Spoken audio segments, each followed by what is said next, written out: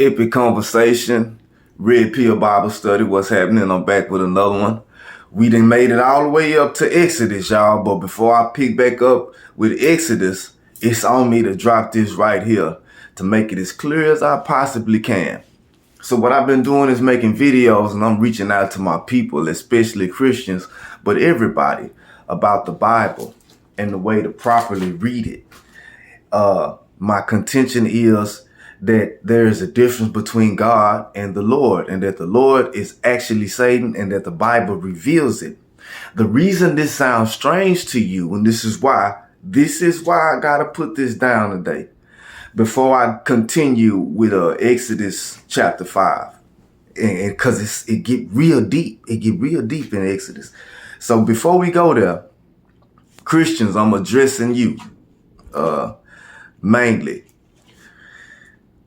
Most of us that call ourselves Christians, that were baptized, we got introduced to the Bible. If you heard this before, you one of the people, you done heard this one before. I just got to do it one more time.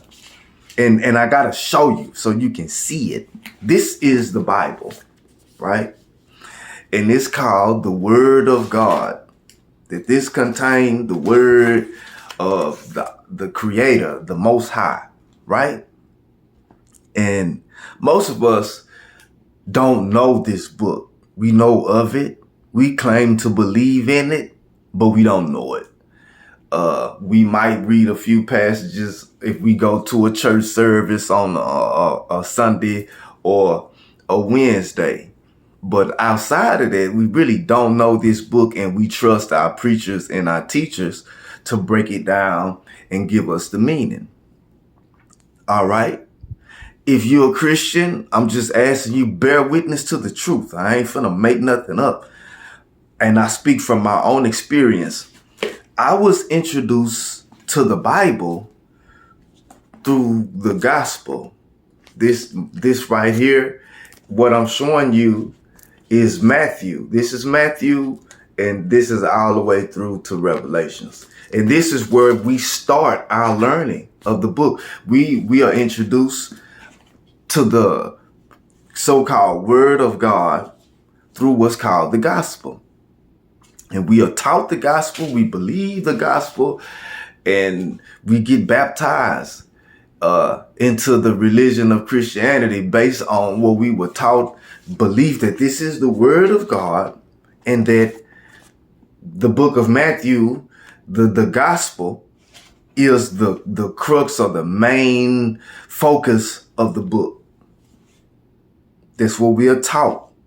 And so once we believe the gospel, then we go through Bible study, and we are introduced to earlier books in the Bible, and they eventually they take you back to Genesis. And even when they take you back to Genesis, they begin with Adam and Eve. The Bible doesn't start with Adam and Eve. The Bible doesn't start in the book of Matthew. And so what I'm doing is, especially for people that don't know the Bible, I'm introducing you to the Bible in order. I'm teaching you the Bible in order from Genesis to Revelations.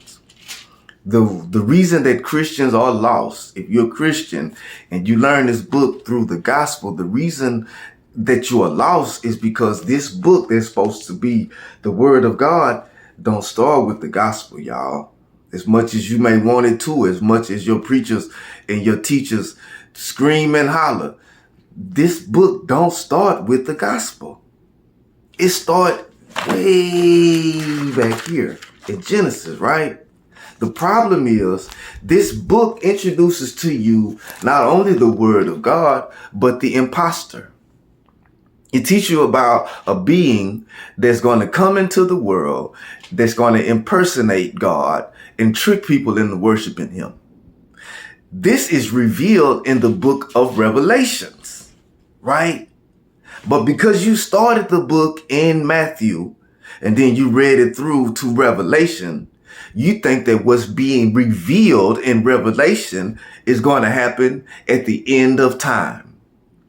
Because of your ignorance and you didn't get this book in order, you don't understand that most of the stuff that you read in the book of Revelation has already happened. You're not waiting for something to happen. Most of the stuff that you're reading is already taking place. But the main thing they teach you about in Revelation is that Satan deceived the whole world. Again, because it's at the end of the book, you think it's happening at the end of time. But that's because you didn't get the book in order. The imposter is introduced in the book of Genesis, in the 2nd chapter. The big switch. And the Bible begins to tell you about the imposter and his actions after it describes to you the work of the Most High and him being finished and his work being good. From that point on, the Bible describes the actions and the works of the adversary of the Most High. And it focuses on him and his plan to kill off everybody in the world except for the people that he made. His line of people that worship him and know him as God. This is very important because if you started the book in Matthew, you are unaware of this. You waiting on the big switch to happen one day in the future, not realizing you got caught up in the switch. That's why they taught you the book literally backwards. And I cannot stress this enough to the people that's sitting here trying to say, oh, this nigga don't know what he talking about. He can't know what he talking about. All these scholars and all these people that done came before, everybody that you know that call themselves a Christian got introduced to the book the same way you did, through the gospel. They came all the way to look at all this book. Do you think it's irrelevant? They'll even tell you that it don't count no more. When people make statements like God destroyed the world in the flood, it let me know that you don't know you don't even understand the concept of the Most High. To think that he would create something after he created it, look at it and say, nah, I ain't feeling that no more. I'm going to start over and I'm going to destroy everything. Destroy everything. Then look at it and say, you know what? That didn't work. They're going to be like that anyway. Let me remind myself not to do that. Your belief in these concepts let me know that you haven't been taught anything about the Most High. You've been taught about his adversary. That's all you know.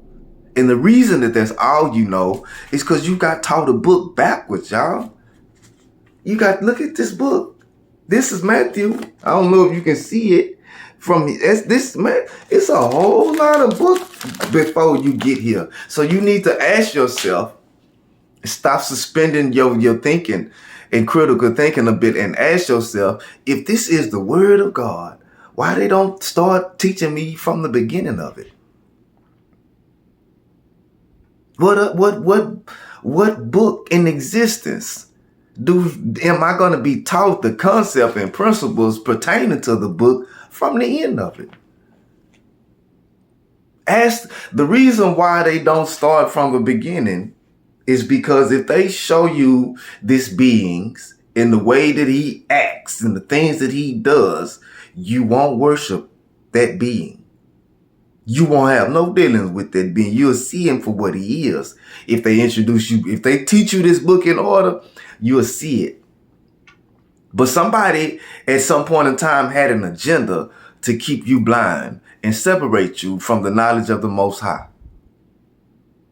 They deceived you. And the book of Revelation revealed that it would happen. The problem is you thinking it's coming in the future. You don't know. You've already been deceived. If you read this book and you learned this book through what's called the gospel, they got you. You missed the switch. You worshiping the same